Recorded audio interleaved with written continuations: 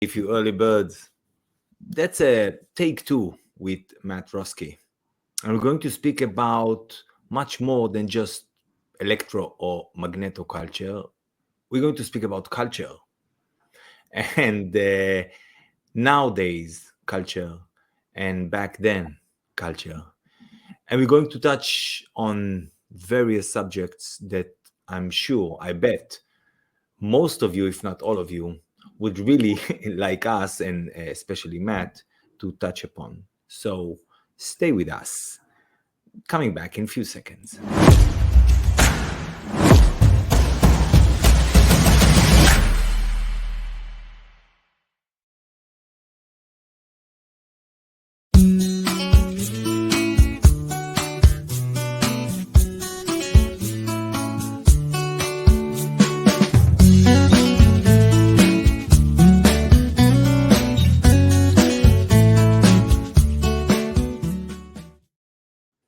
Matt, how you doing, mate?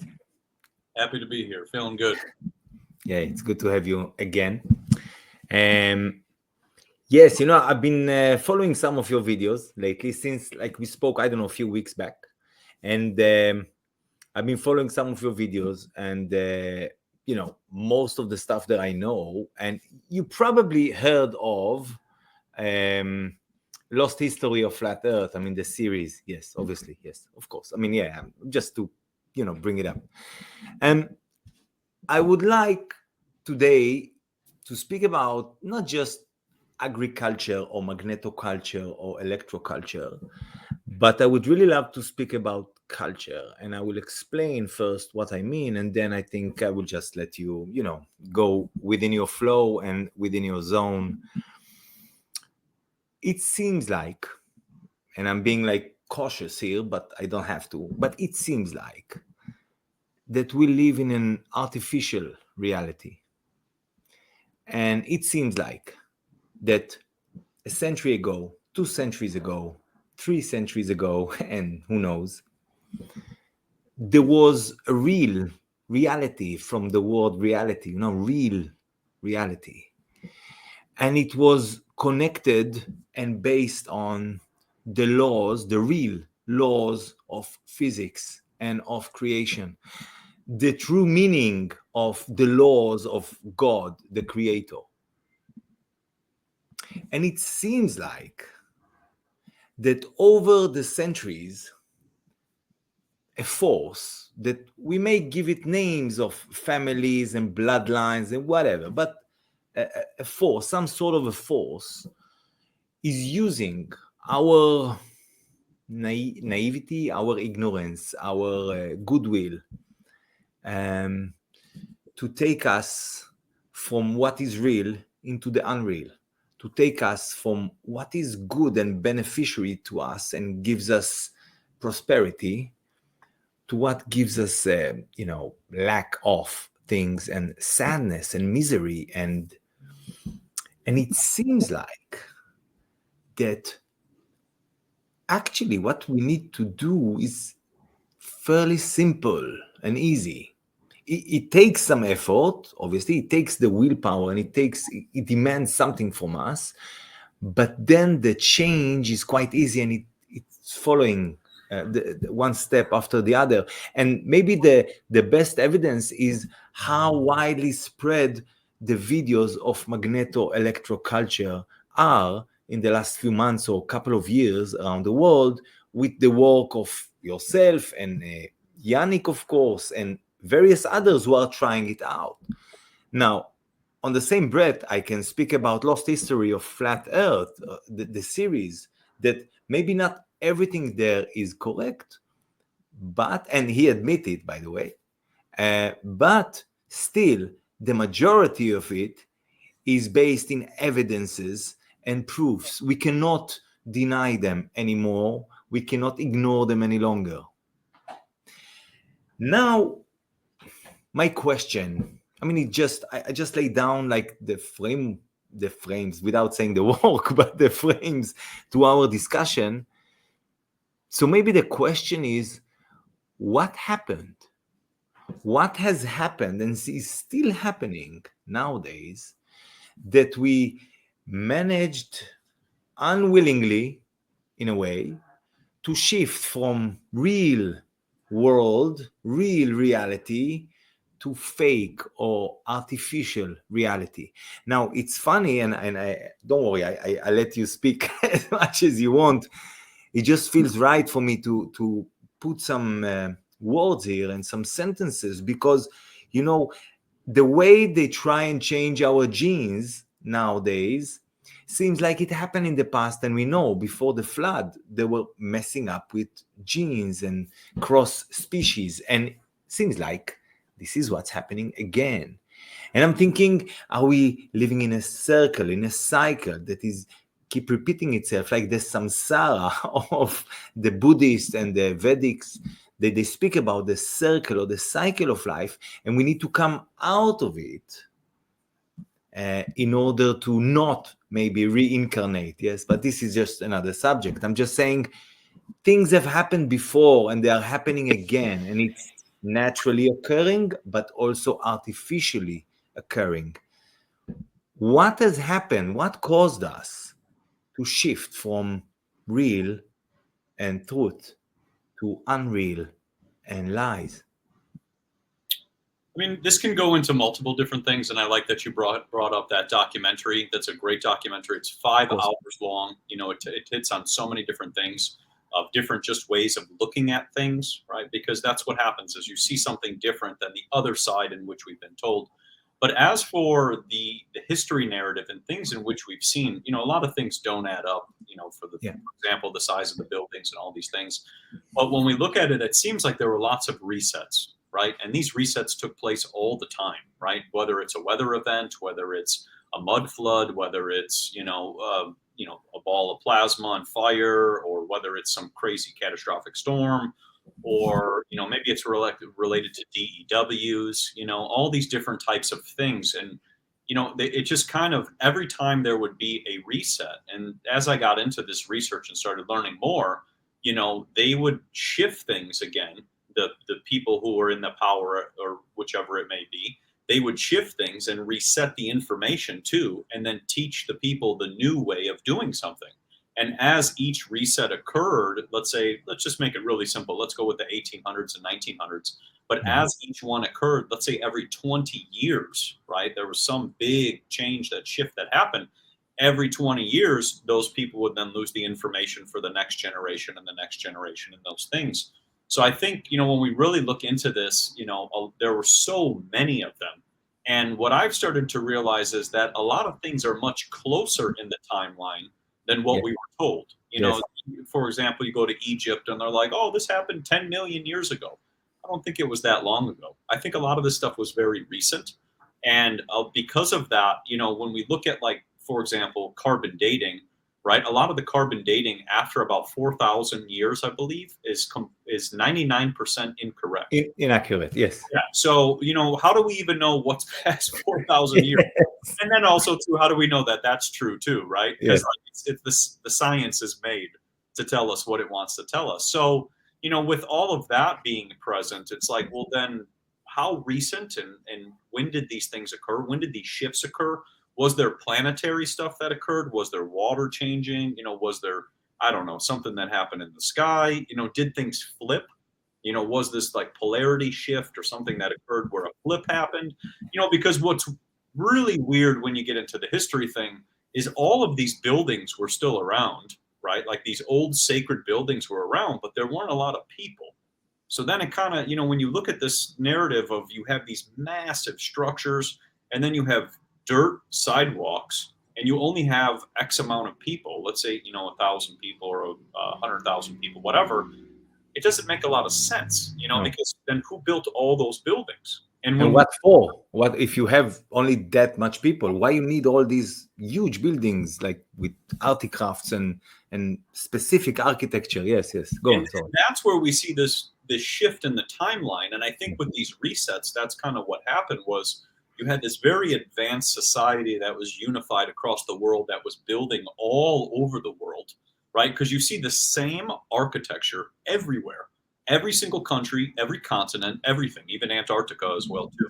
You know, so if they weren't unified, they wouldn't be building the same things, and they wouldn't know how to build as one, right? They were doing that. And then you have this other shift where you have these other people, you know, who kind of look really confused. That's kind of what I started realizing. Kind of look really confused and out of place. And they're building with like some wood and some sticks, you know, and they're trying to make like a little house and whatever. And it's like, but you're living in these beautiful, grand buildings and all this architecture. So it's almost like these people were brought in, you know, and they were shifted into this place, almost like transported into that area. And then they had to start living in these areas after these resets occurred. And then almost as if they didn't go along with the plan, they would then reset that city and get rid of that architecture and all that, and then do it again.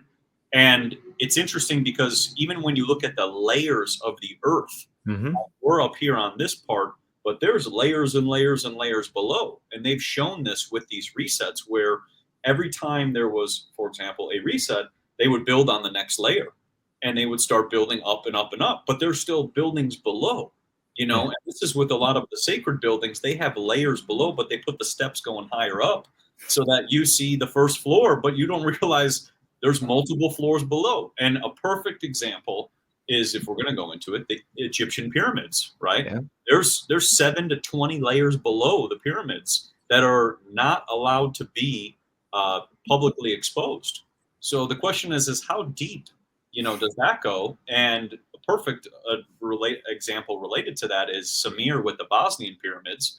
He's showing all the stuff that's below us and how healing it is below us too. So we're almost like living on this surface where all this stuff was kind of taking place and these different types of resets occurred. And then we're building back better, right? As we technology that doesn't even match, or architecture that doesn't even match the stuff that we're next to, you know. And it's just the more you get into it, it's just very wild. You know, also in the series The Lost History of Flat Earth, so it's not there, it's the sequel of the sequel. It speaks only about the architecture and the techniques of manufacturing bricks and the layers of they put with plaster on top to cover up the real architecture. Yep. And it's quite funny because he showed some places where you can actually see behind the plaster layer where they use plaster and cement. The Rockefeller cement came in, etc. So they kind of mass producing fast layers to cover up the true architecture that was used to be in Europe and elsewhere. Not just Europe, obviously, but various continents. And you can see in certain places, you can see how it's been covered, and you can see what's underneath. And then again, you scratch your head and you think, what has happened here? Why they're doing it? What's going on? And only when you connect the dots between various subjects that seems like not connected at all, only then you can give a much fuller explanation to what is going on. And for this, you know, it seems like you probably seen the interview with Tucker Carlson with Professor Matthias that spoke about the 5%. And if I just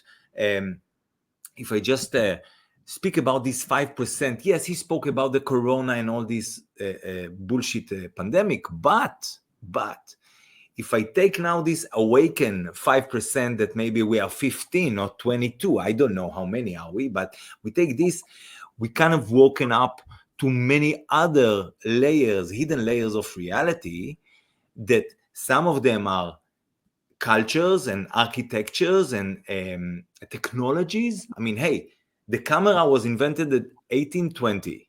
Okay, it's got better over the 1840 and 50.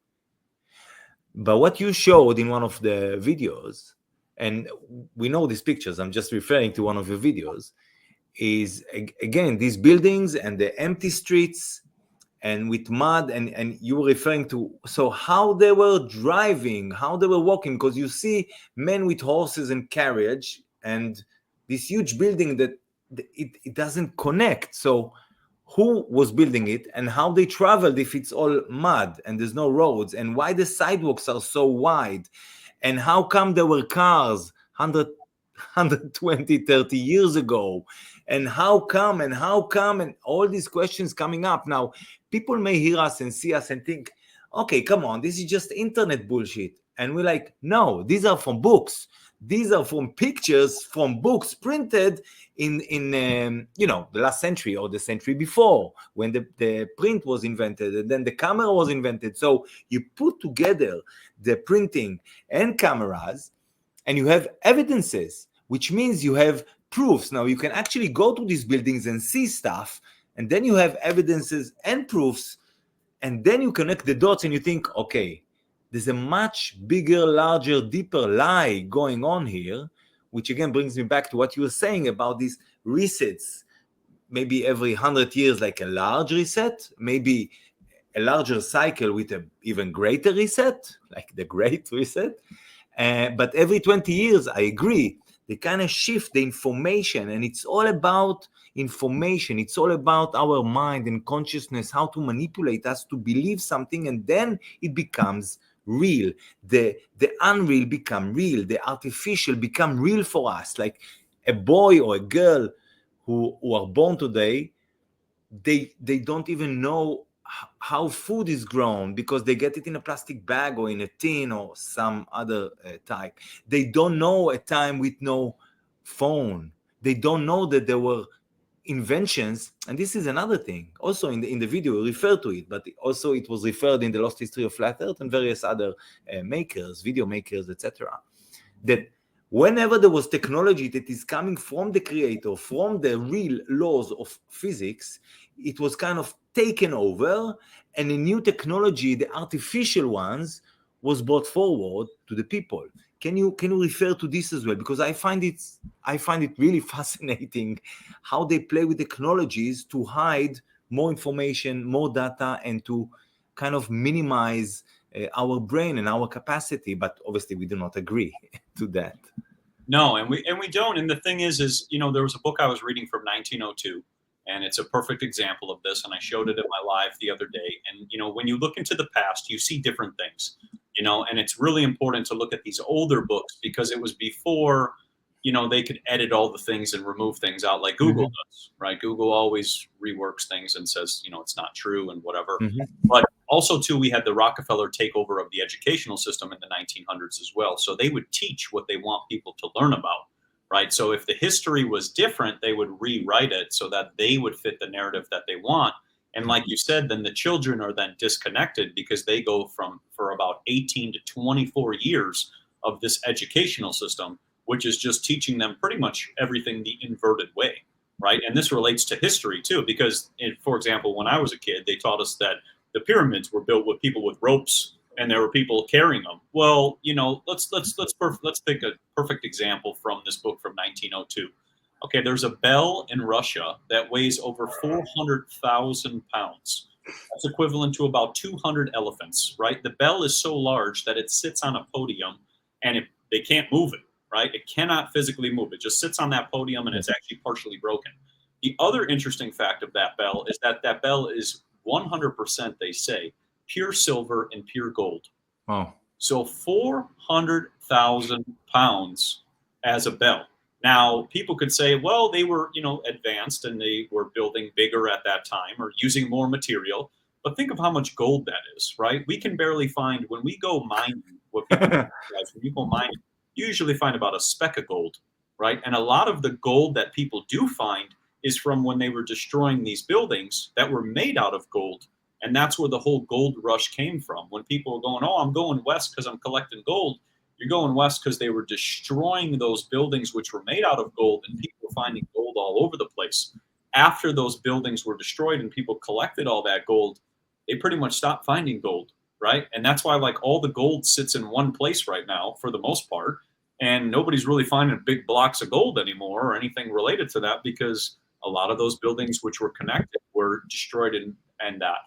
But with this bell, it's a perfect example of something that is so insanely large, right? Like to just think 200 elephants, right? And if people are supposed, as they say, on horse and buggy with their wagons running down the streets that, are made out of basically mud, all these things, it doesn't add up. And in comparison, there's two other bells in the world that are a little bit that are a little bit smaller.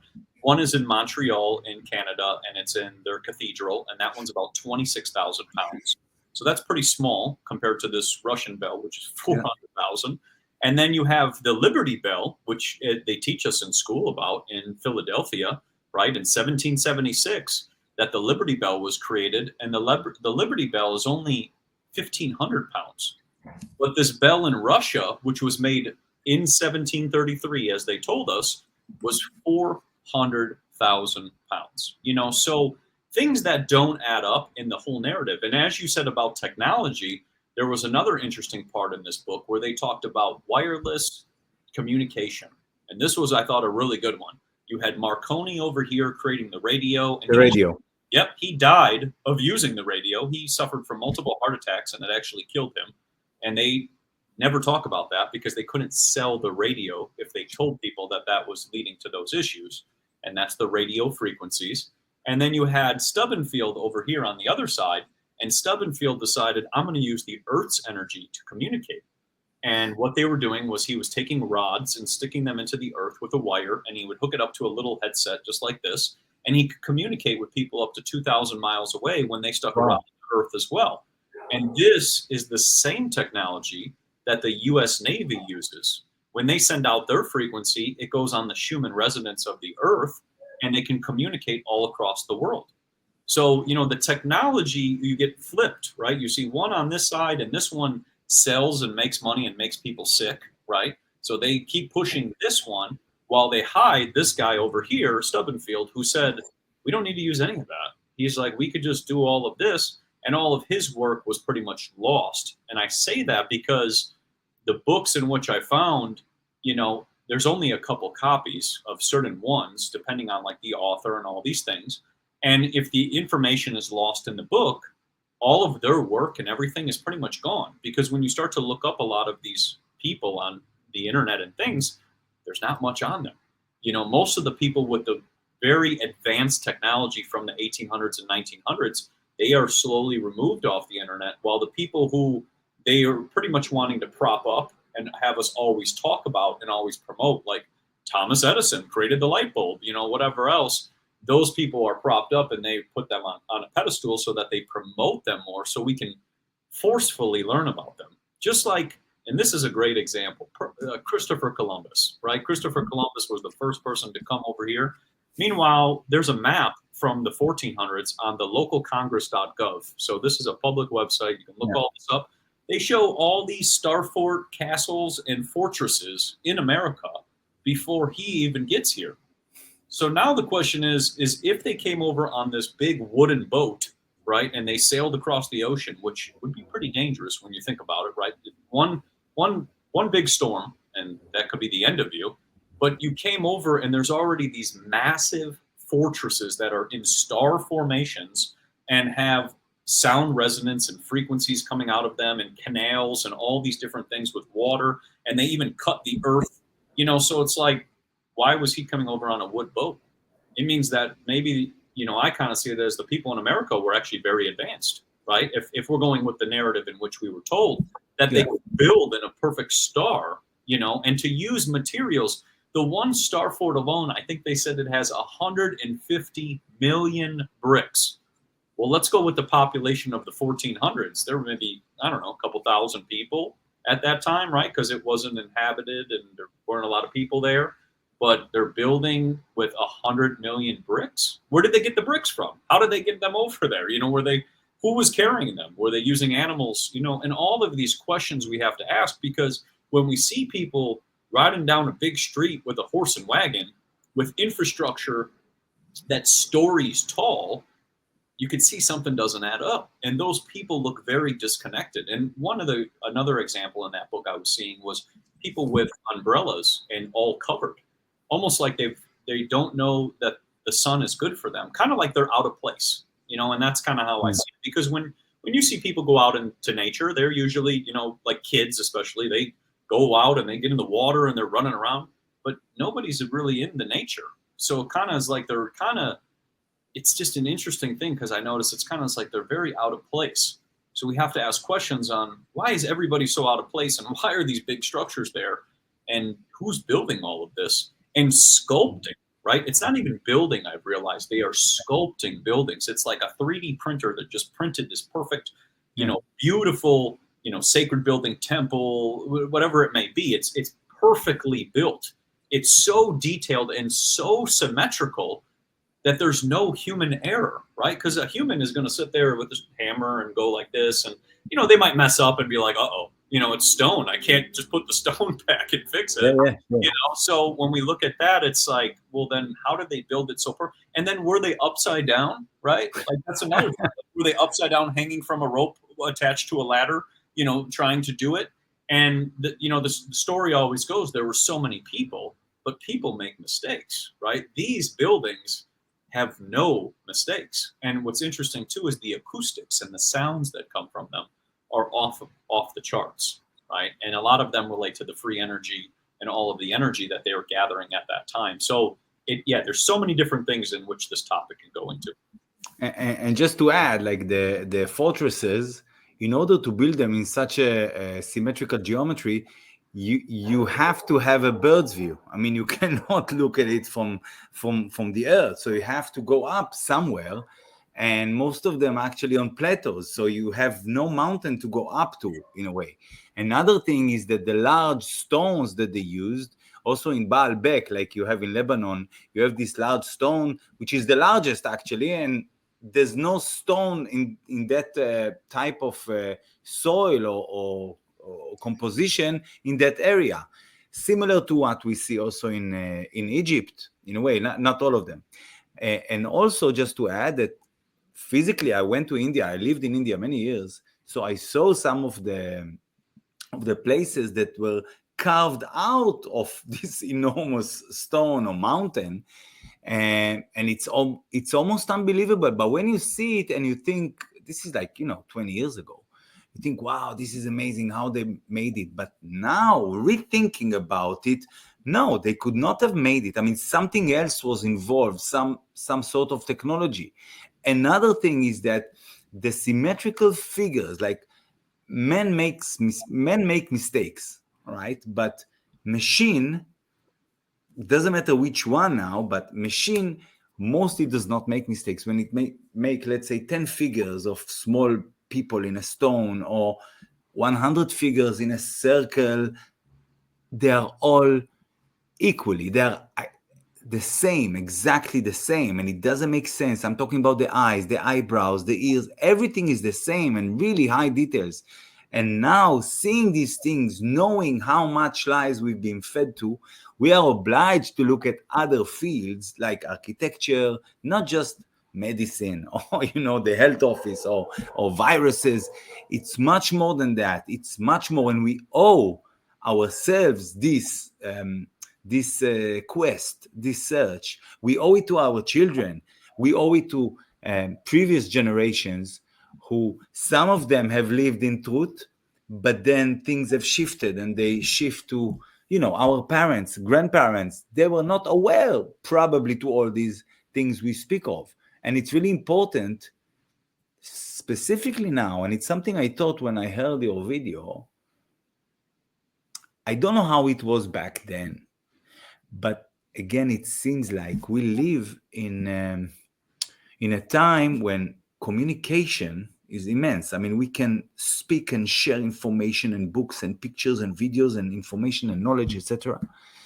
And I'm not sure how it was back then, but we have to take advantage of these possibilities that we have now to share this information and to spread it as wide as we can, because this is one of our strengths is exactly there.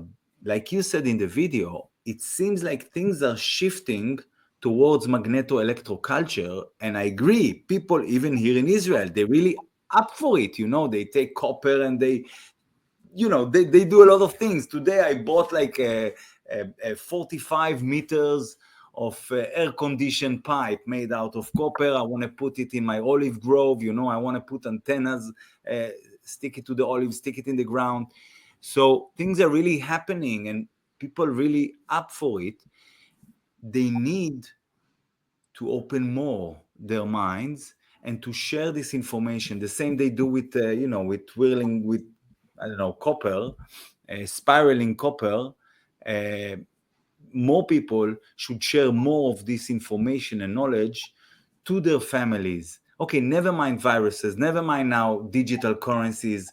Let's deal with the real, with the truth, not with the unreal, not with the artificial, because that's where they want us. That's where they take us. Even you take gold and silver, and then you have, this note is redeemed by gold, and then this note is legally tender.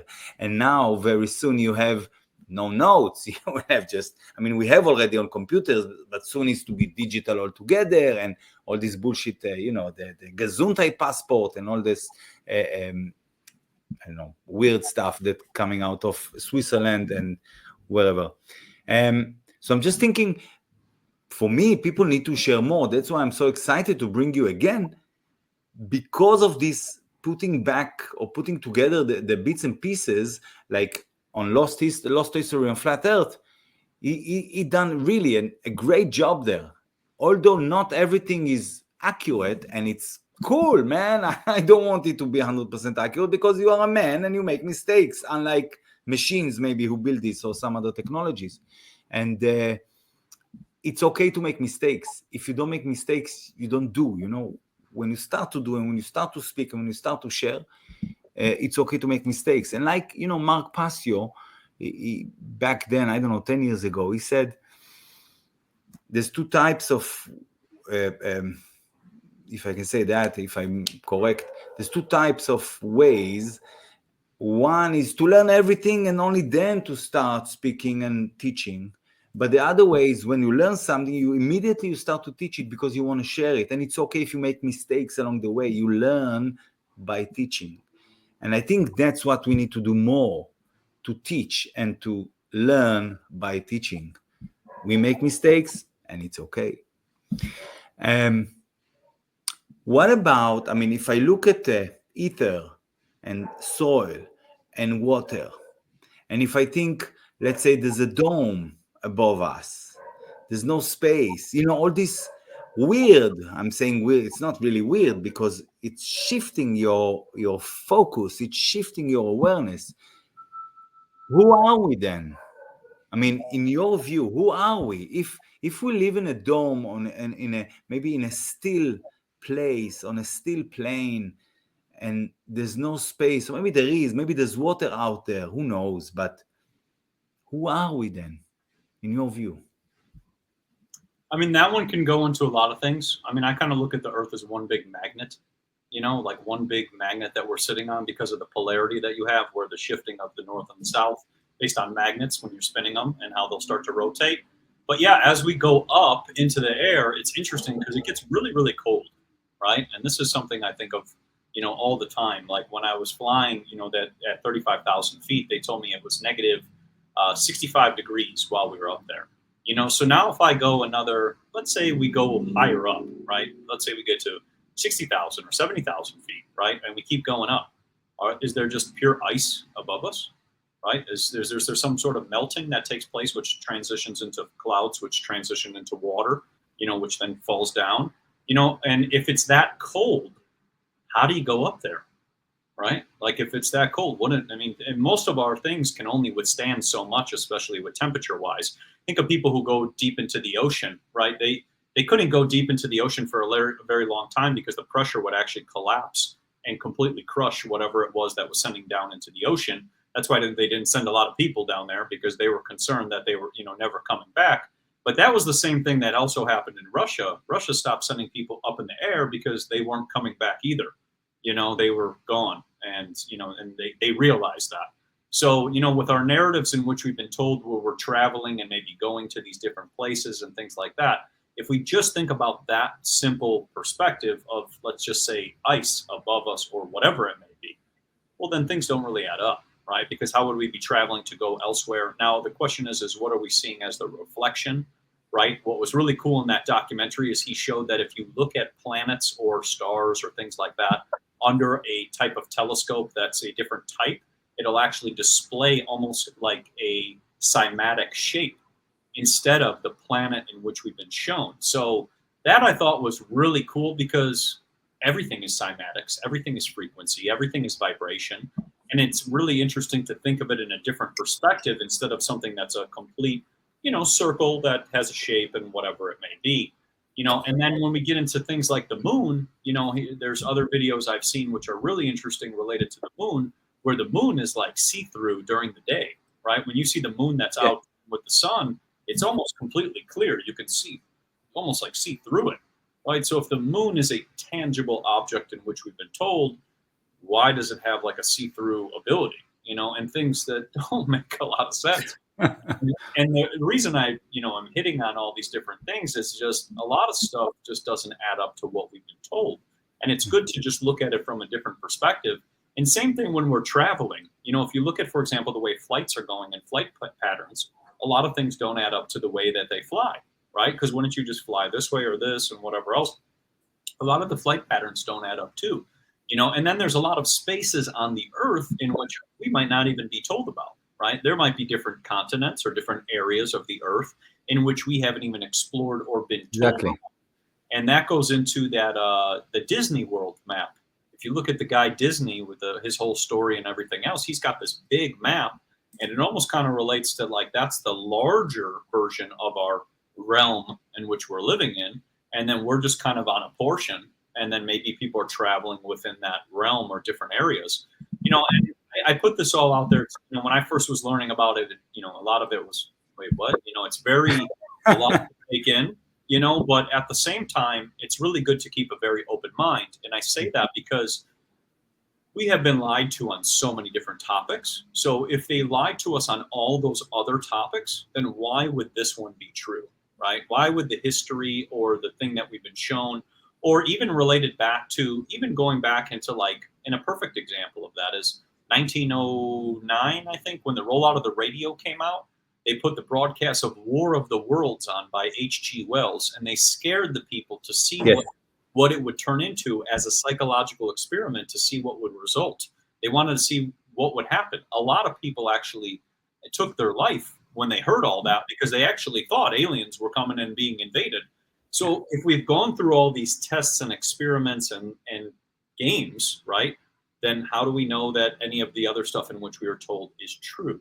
And that's why I just look at things so with all just how from every angle, because a lot of things don't add up to what we've been told, and then when we take it another step further, we can even look at mountains and different things that look and resemble faces and different types of buildings and different types of designs and all these things that it's like, those look like a bunch of heads, so were things cooked into the earth? Right, were these buildings, like you were saying, in India that are pure stone, were they cooked and turned into complete stone? These are questions in which we have to ask too, right? Because maybe they were originally a different material, and then it got real hot, and then they turned into stone, and now they're just solidified into the earth or solidified into the mountain. So many different types of events in which we can look at that we just have to ask questions. That's the easiest way to describe it. I want to go back to this bird's view and connect it with what you just said and to circuitry, because we can find also a bunch of pictures out there. I can show them. I mean, if you could do it, because it seems like you do really good work on your videos. So, the pictures that you see melted circuit boards and melted computer boards, motherboards, etc. Or you know what? Before they were melted, let's say, you see cities, how they are built, and you see motherboards of computer, how they are built. Similar. A lot of them are similar. And now you can see melted motherboards from heat, right? And then you can find the same on Earth, melted areas. I wouldn't say cities, I'm not sure about that, but places that people probably used to live in, all right? They look the same as the melted motherboards. And it seems like, if I go up from the earth, it seems like whoever was building these structures and these cities and these mega buildings with perfect geometry, I mean, this is stuff we cannot do today, let's face it. And they tell us we are we are the most advanced civilization. Yeah, right. Anyway, so when you take this view on the earth, as much as we can see, I mean, the part that we can see, it seems like, again, that it was all connected. There was one type of civilization, really advanced in terms of working with technology that is not harming them. But it seems like something has happened somewhere along the line, along history, that even the places that they used to live in, they were melted as well. I don't know, because of fire or because of volcanoes or because of whatever, but something has happened. Maybe it was like a capacitor that is overheated and it got burned out. And what do you know about that? Can you just relate to that a bit? So with that topic, it's interesting because when I looked at the books of Atlantis and the Atlantean times and everything that they described, they said that the culture of Atlantis fell into the Atlantic Ocean and everything pretty much went under.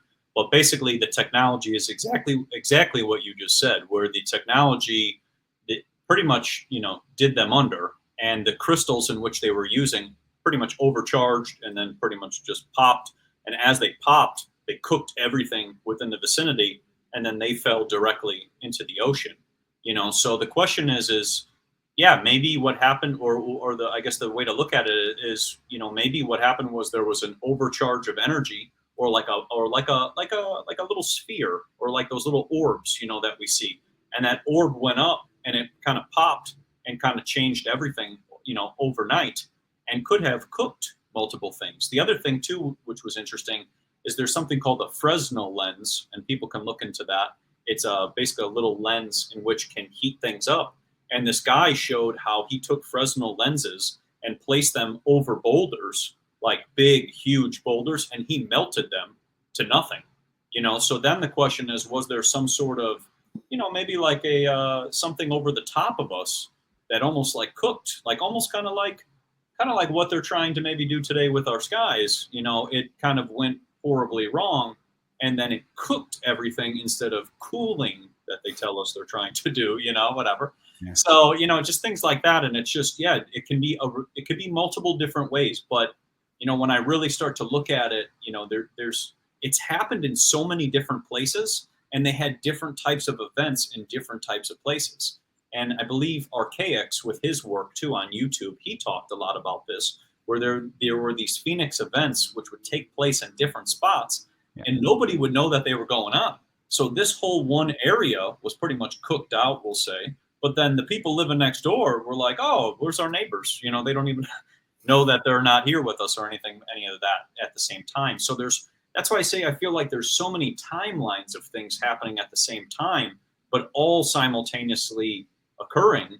And, it's hard to always tell, because a lot of the things in which we look into the past as well, a lot of the things have been written a certain way to kind of shift our minds to a certain direction to make us believe that dinosaurs were, the cause of it and everything else, and asteroids and all these things, and things that don't really kind of make sense to what we've been told.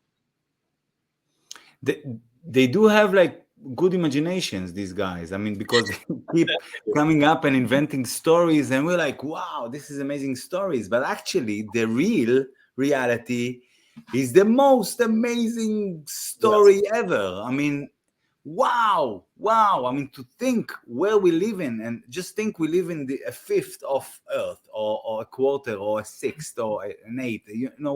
It's like, wow, what else is out there that we can imagine, but we never seen? And I hope maybe one day we will see. Now, you mentioned crystals. I want to show something to the audience. I'll read it. I take my glasses. I'm in that age. Crystal oscillator and real-time clock module. All right. Now, these bits here, this is from a friend in Israel. He works in this factory. You see every little chip here, okay, is a crystal oscillator. And so in each and every chip here, there's a really tiny bit of quartz crystal. And this is basically responsible on the clocking, okay? Now, this technology is like from the last few decades. But again, this is relying on ancient technology because crystals, people work with crystals in New Age. They work with crystals for healing. They work with crystals for sound. I play crystal balls, so I work with that as well. But most people don't know that all the gadgets, like mobile phones, from the transistor, from the hand watch, from everything, the first radio, up till computers and smartphones, etc., they use crystal. They use quartz crystals. Now, without even going into the characteristics of quartz crystals and the piezoelectrics, etc., that you mentioned, I think last time we spoke, I'm just showing this to show that the technology we use today was back then and was probably much more advanced. So we use maybe 1%, maybe 10%, if I want to kind of give them a compliment, but let's say 1% of what was back then. It seems like they don't know even how to use it properly, and the answer, I'm coming back to us. I think it seems like, again, the answer is within us because it's up to us to find the answers. It's up to us to find these bits of information, knowledge, like Lost History on Flat Earth, Archaics, yourself, and various others, Yannick and various others, wherever, on whatever continent you live, in whichever language you speak, you have on your own soil, in your own land, in your own nature, go out from the cities to look at it. You won't find it in the buildings. You find it outside, in the mountains, in the valleys, in the springs, in the trees. You find there the secrets that are being kept from us. And yes, of course, some areas are closed to us, like Antarctica is the most obvious one. But some places are, I don't even know if we can get there. Maybe one day, I hope so, one day. Maybe we'll meet on another Earth somewhere, which is still on this plane. And I'm just thinking, what other technologies that have been used, or they've been using in the ancient past, but also nowadays that either they use or either they try to hide from us. So this one can go into multiple different things. Like, for example, Edgar Cayce, right? Edgar Cayce talked about how you can use lapis, right? The lapis stone, and you can actually communicate with lapis. One of the largest lapis stones are in New York. They actually moved it from Bisbee, Arizona to New York City. It's in a museum. It's the largest piece of lapis in the world. It's gigantic. It's bigger than my whole house. But this stone, it's interesting. When you go in there, it will begin to speak. So they turn the air conditioning on to keep it cold, because if it gets too hot, it'll start to make a sound and start to hum. And wow. Edgar Cayce said in his readings and all of his work, and if people want to get into his work, you'll learn so much. He was the sleeping prophet. He predicted so many things. He basically would go into a sleep state and then tell people whatever they wanted to know. But he said you can communicate with that stone. And he would communicate all the time. And a lot of times they would go down into Bisbee, Arizona, down in the caves, because there was a lot of azurite, a lot of malachite, a lot of lapis. These stones hold a lot of power and a lot of information and a lot of things that connect into our mind, right? Like you were saying, like we go out into nature and we connect with the ether and we start to download information. Same with stones. Depending on the stone in which you're holding, that was part of how they connected into different parts and different realms and different various things of information. But as we get into technology, when we look at these ancient things, there's a lot of stuff to do with mercury. There's a lot of stuff to do with radium, right? They were using different types of materials, which are just, something that we don't talk about, right? Everybody tells you stay away from mercury.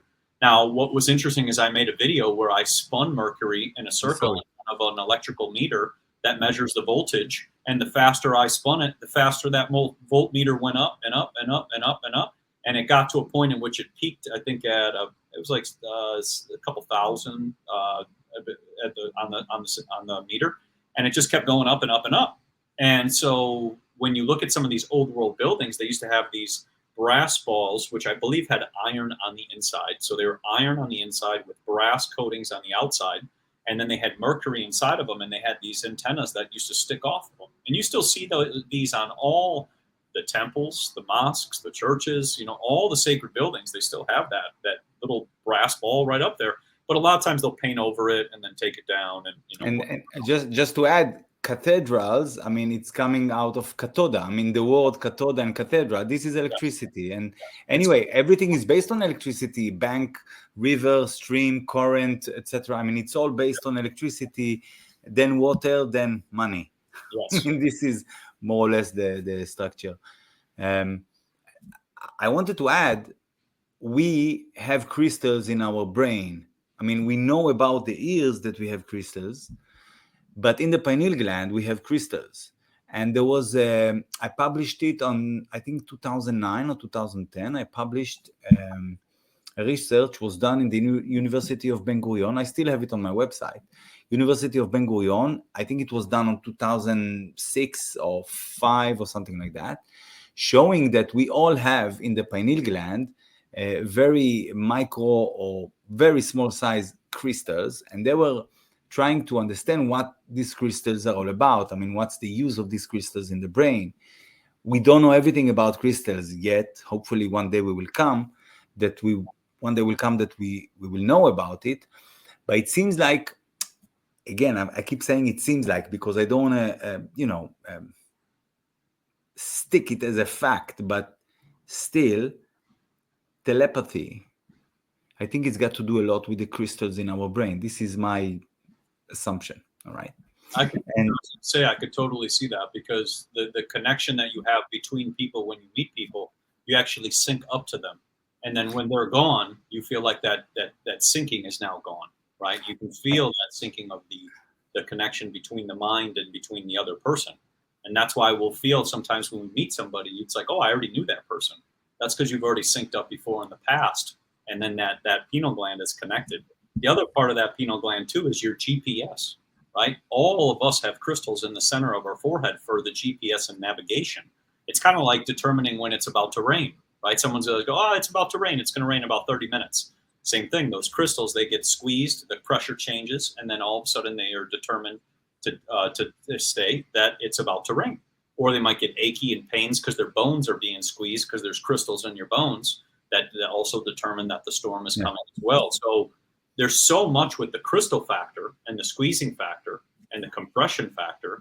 And even with birds, right? When they're getting hit with all these frequencies, they get confused because the crystals in their forehead, same exact thing, they don't know where to go. Their GPS is all completely, disconnected. And that's why we see so much in the cars now, GPS, because people, when they're getting bombarded with these frequencies and the Wi-Fi and all of that, what's the first thing it's going for? The frontal cortex in that area, so that people can be more reliant on, like you said, the artificial technology instead of relying on their natural instinct or the crystals in their mind.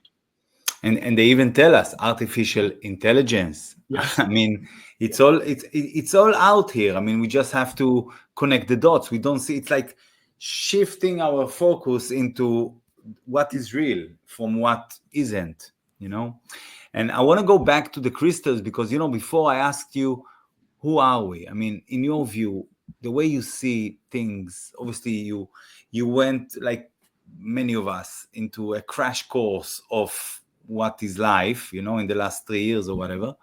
And I'm thinking, I know this is a water planet, and I know we are water-based, and all plants and all animals and us, men, women, we are water-based.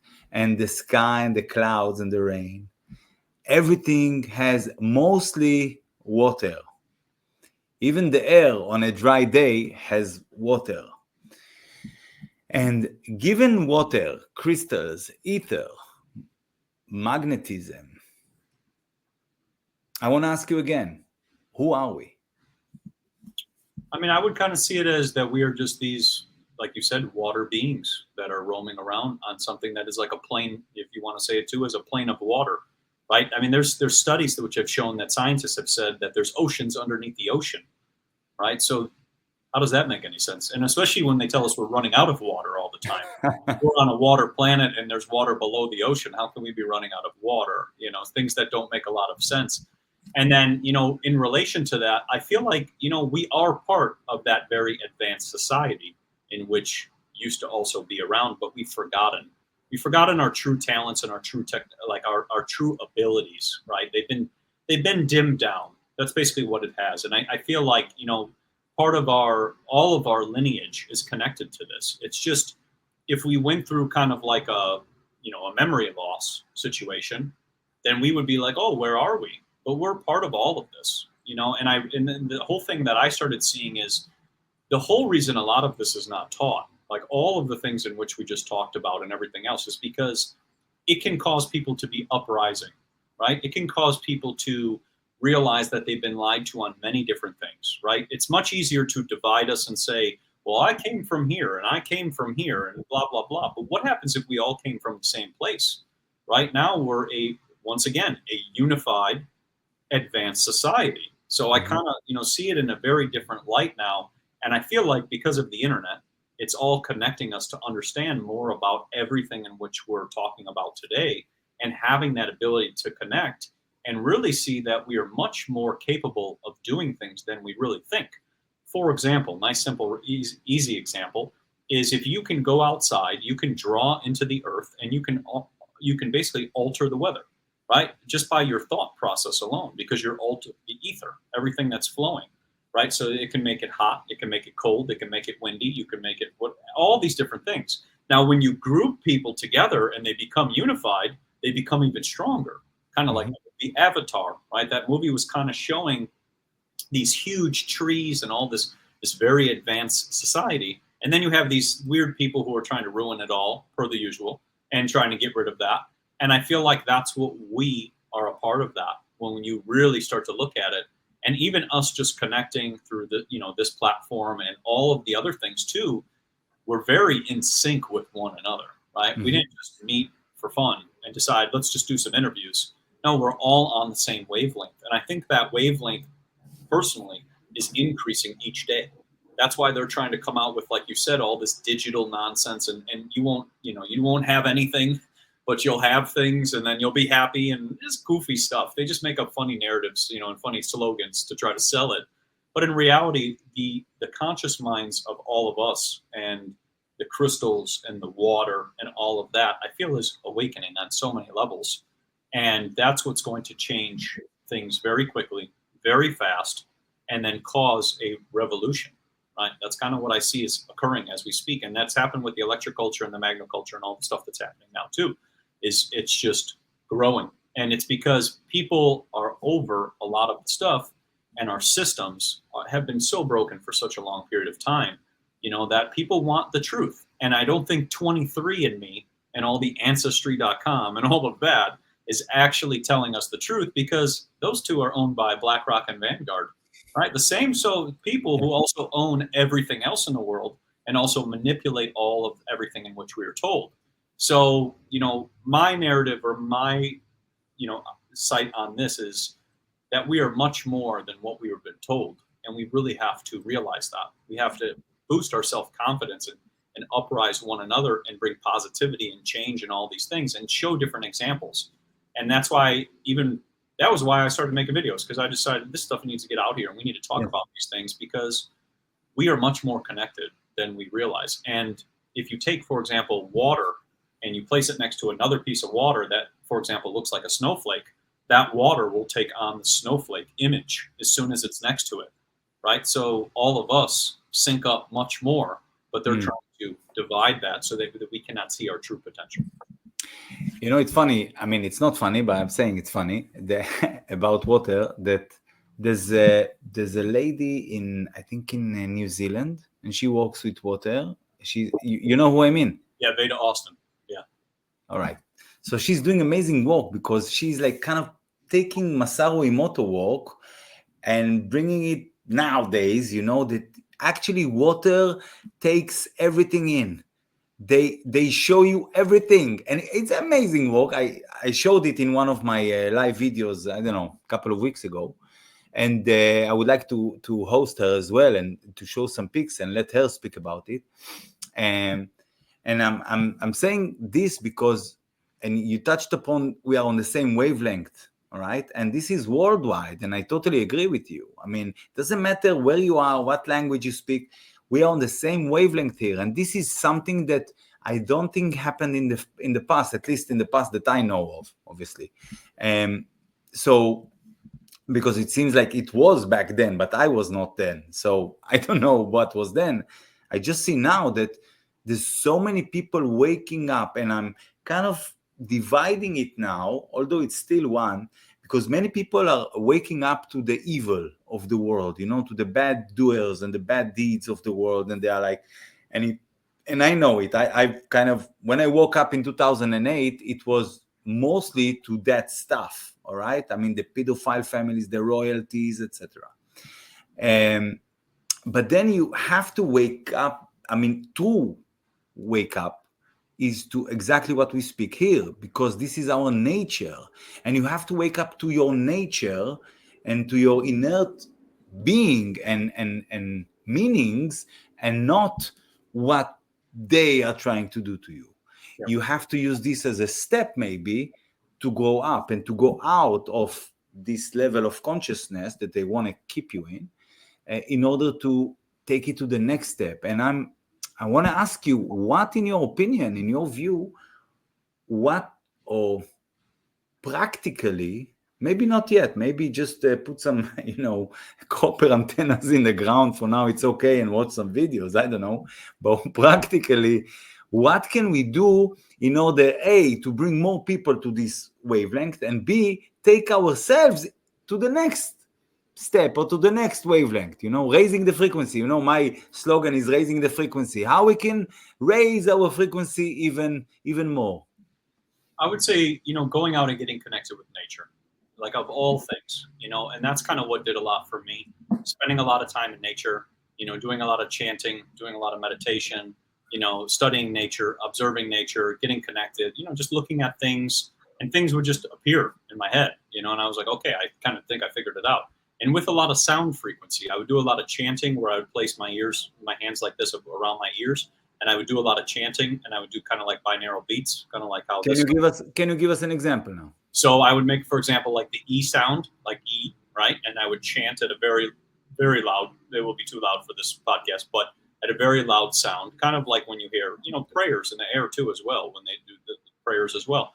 But as I would do that, I would move my hands simultaneously, just like this, and it would create binaural beats. I would do it in front of my face as well, right? Different ways, because your bones resonate at frequencies, right? These are all antennas, and they're all emanating at a different sound frequency. So I would do different variations like this as well, different variations like this, you know, above my head, every different direction, just to kind of hear what I would hear. And what would happen is it would just kind of, as I would close my eyes, put me into a very deep meditative state, similar to, like you said, with the crystal sound bowls, right? Once you start experimenting with all those sound frequencies, your wavelengths of your mind start moving into different positions in which they are not normally being broadcasted as, right? A lot of these technologies are putting us in the alpha state, which is the sleep state.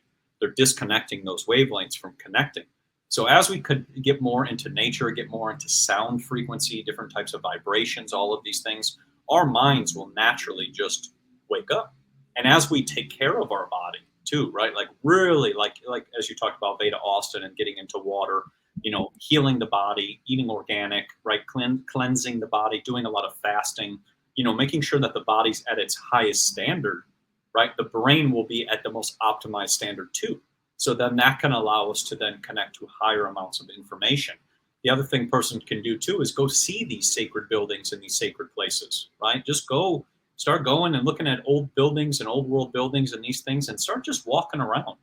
You know, you can make sounds. I've made sounds in old world buildings. I mean, it's remarkable, the acoustics and things like that, and the wavelengths that are presented during those times. But when you start going around and you even put your hand on certain stones, right? If you go out into nature and you find a very large stone that looks like it's out of place, because that's usually how it goes, sit on that stone, place your hands on there, put your feet on there, take your shoes off, and sit on that stone and close your eyes. And just let your mind do what it needs to do, and you will connect, and the earth will provide information. Similar to the old trees. A lot of people used to hug trees, you know, back in the day. There is an energy exchange and an information exchange. And when you get into all of this stuff we've been talking about, you know, since the beginning of this, a lot of the biggest trees in the world have all been chopped down, because a lot of them possess a lot of information from Mother Earth. You know, you think of those roots going real deep. Think of how much they've been exposed to, how much they've seen, people, whatever, societies, blah, blah, blah. You know, all these things, that's in the trees. So as we get more connected and disconnected from, you know, something trying to recommend us things all the time, right? Because then it's taking away our ability to think about things. Then we start to connect more into, you know, things that we didn't know. And then also just going back into older books and looking at different perspectives. It doesn't have to be 100%, but like you said, it will show you something else. And the whole reason I talk about that is because in that book, the 1902 book, they talk about radium and how radium is an unlimited energy that lasts forever. Oh. Well, they don't want to publish that now, you know, especially in 2023, because how are they going to put a meter on that, right? So, you know, these are things that have been kind of removed. And sometimes in a certain book or a whatever thing that you purchase as well, you might just get a piece of information. And that's why, like, this whole thing we've been talking about is just piecing together parts of information and connecting them all kind of like a web, you know, of different information. And then you can start to piece that information together to uplift your mind, right? And then be able to teach somebody else. Because that's the other thing. If you know something, and that's why, like, at a lot of my videos I've been saying, if you know something, put it out there. You don't know if it will resonate and bring information to somebody else. People know a lot of stuff, I've realized. There are a ton of very smart people, but sometimes the information doesn't get presented. And that's what I noticed with these books is if the book is missing, for example, like Philip Callahan and all his work, right? He had a lot of great books on Celtic round towers, how they used to communicate between Celtic round towers, how they used to go up to the top of the Celtic round towers and levitate on a full moon, right? He talked about all these different things, but he didn't get a chance to ever present that information in front of anybody because the politicians at that time never wanted to hear him. You know, so all of his work, unless someone's just speaking about it, can be lost. So, you know, the whole point of this, I guess my whole thing is getting connected to nature, getting back into the books, getting connected back into what we used to do, and everything will come from there. I find it useful to add to what you said, and I think people can relate to it. Let's try and look at ourselves 3 years ago, 4 years ago, 6 years ago, 15 years ago. Things in our mind were much more solid and were much more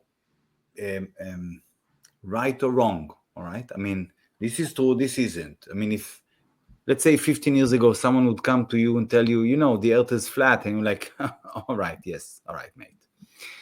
And now, I mean, maybe most people still there, but now you're like, really, how come? Look, water, they don't bend, etc. And people may start to think about it. And why I'm saying this, because I said things were more solid, and now it seems they are more fluid. Okay, there's more fluidity to truth. Although truth is objective and is one, still our relation to the truth is more fluid. We can throw some bad ideas that we used to live with because we have kind of woken up to the hidden levels of reality, and we can bring in, because we throw out some things. We have space, we have place in us to bring new things in, to see how they fit with the new point of view that we have. And I just want to tell people that it's a good exercise to do, to try and bring new stuff in, see how they fit with your view of the world, with the view of government, of a state, of land, or your country, and your relations to nature, whatever. It's up to you. But it's a good exercise. Take it just as an exercise. Throw something out and bring something new in. See if it fits, and if so, how it fits. Do you like how it fits? Does it take you to another way of thinking? Because then something really unique, really special can happen in your brain, and it's like a gate opening. It's like something opens, and then things would never go back to how you were before. And this is, I think it's really blessed, this process, because when you trust in God and you trust that you're here for a reason and you have meaning and you are a soul that comes here and use a body and not the opposite, you have nothing to lose here. So why not to try and do this exercise and do or start think about life in new ways, because this is what you are doing. This is what I am doing. This is what many of us are doing, especially in the last 3 years, but probably also before. So yeah, just an advice or an exercise for people to do. And thanks for obviously all the advices and the things you just mentioned to go out in nature. I think it's highly important. Maybe unless you have something else to go into, maybe just before we wrap it up, how you see the future? I mean, the coming future, not the far future, but the near future. Do you have like, and I'm not saying, I'm not asking you as a prophet or something, but just someone like me who is living here with his feet on the ground and is, and your brain is open, your mind is open, and your heart is open. What you see is coming in the near future with us, with humanity in general? I mean, I can see a lot of things changing and shifting, especially in how people build their houses, how people are using different materials, right? I have a lot of people messaging me, what can I build their houses out of natural materials? They don't want to use, like you said, the Rockefeller concrete and all the other stuff, and the DuPont plastic and all the other, nonsense in which we've been sold. People are kind of over that. And I kind of see a shift happening with that. I see people growing their food more. I see them getting connected with nature. I see them having more animals. I see them getting more connected with all their birds and bees and insects and all of those things. I mean, I get messages all the time of people's gardens. They got more birds, bees, and animals than they've ever seen before. I see a total shift occurring in which people, it's what people want. We've been so disconnected and so lied to on so many different angles. And what's going to happen is people are going to start creating technologies, right? People are going to start implementing things from the past and bringing them forward. That's kind of what electroculture is starting, right? And then we're going to see a lot of shifts that are going to occur, even with all the stuff they're trying to do with the skies and things like that. Counters and all those things are going to keep coming out. And as people are now testing things, which this is my favorite part of it all, is you don't have just one person doing it anymore, right? You don't have just one person making a video and talking about something. You have thousands now. You have millions of people doing things now, stuff that just was not even being spoke about. Like you said, 3 years ago, it was this and this, and that was it. And that's all you saw. And we just were in this timeline to keep going like that. But 2020 really opened the eyes of many things. And I see that shift just continuing, right? And the system now that we're kind of in is kind of very confused what to do, right? Because there's such a shift occurring so quickly that even with all the stuff that happened in 2020, they probably thought, oh, they're just going to forget about it. No. Nobody's forgotten about any of those things. And also, if anything, now it's taking everybody to a step further where they want to be more connected, more out into nature, more out, with homesteading and all of these things, and getting really connected into their natural intuitions, right? Because that's what we're connecting in, deep into our soul history, soul information, soul knowledge, all of those things. That's what we're connecting into. And I see that shift constantly increasing, and it's only going to increase more. And we also got a lot of supermoons, and we got a lot of solar flares this year. So it's only going to be shifting up more, right? Because those amplify all the energy. Yeah. So I see, in my eyes, I'm very positive to what I'm seeing because of the amount of messages in which I get. And I try to spread that positivity with others so that we can continue this shift. Because our whole system, everything related to the media and everything, is to bring our frequency down to like this low, so that we're not focusing on how to advance ourselves. Like you said, it's all artificial stuff, right? They want us connected to artificial things, which we have no connection to. So then what are we doing, right? Like there's nothing that exists and nothing that we own and nothing that we whatever. So what are we doing? Like just sitting on our phones? Is that what we do for the time for 8 days? It just doesn't make a lot of sense. So I see this shift over here where people are going to move into, how can I figure out ways to elevate myself, elevate my knowledge, and then teach others? I see so many families who are teaching their kids about things like even with electroculture and all of these topics in which kids were never exposed to, right? They just were taught the same thing over and over again. Think of that, what that's going to do for generations also to come in the near future. There's a kid on YouTube. I think he's like 9 or 10 years old, and he's got a YouTube page, and he's showing his squashes with electroculture, and he's showing how fast they're growing. He understands it all. He's 9 years old. It's amazing. So it's only going to inspire other kids who are going to be like, hey, he's 9, I'm 9, I'll do that too. But just think of that shift.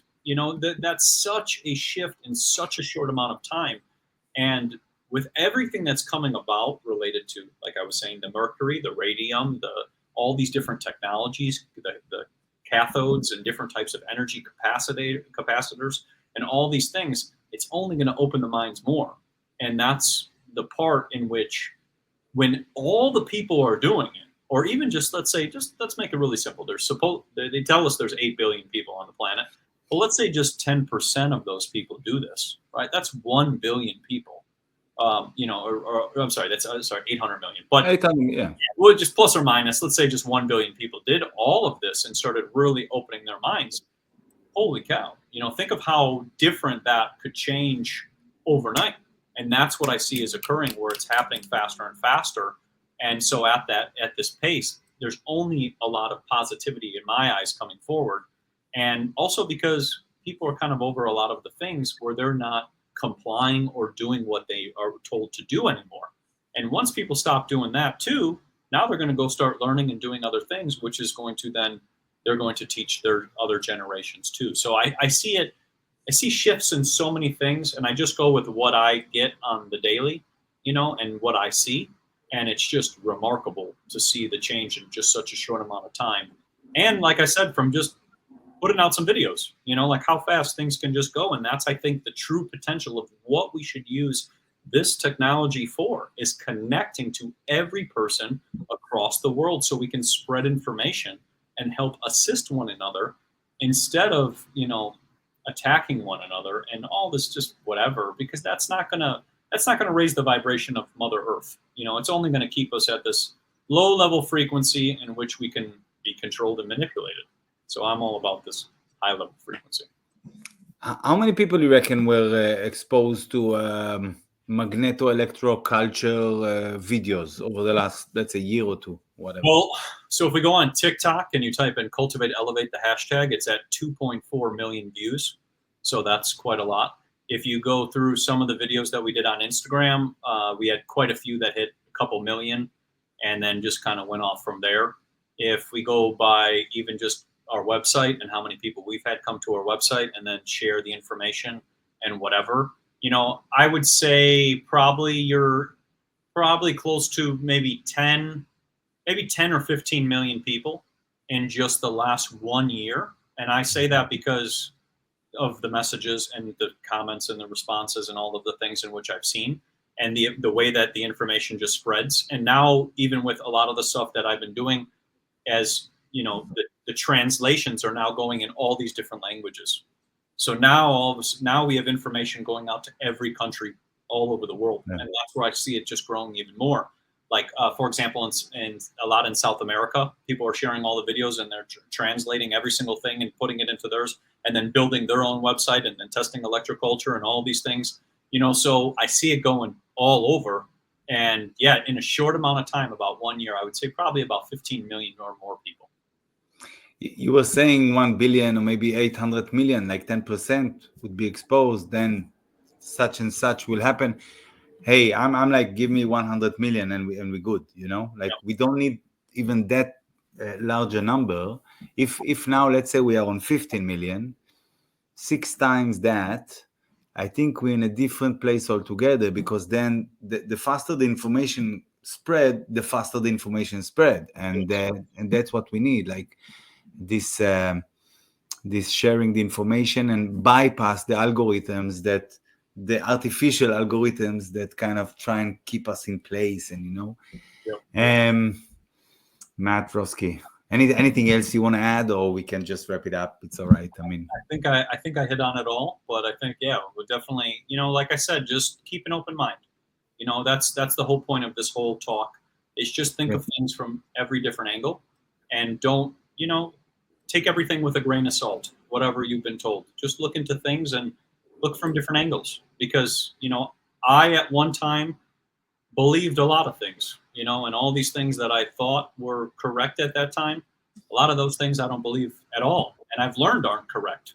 After time, I was like, that's totally not what it's supposed to be. That doesn't make any sense, all these things. So, they spend a lot of money, billions and billions and billions of dollars pushing certain narratives. So, if you always follow back to the money, you can kind of see why it's being pushed, and that's an important thing. But at the end of the day, just keep an open mind and get out into nature and connect back with the ancient information.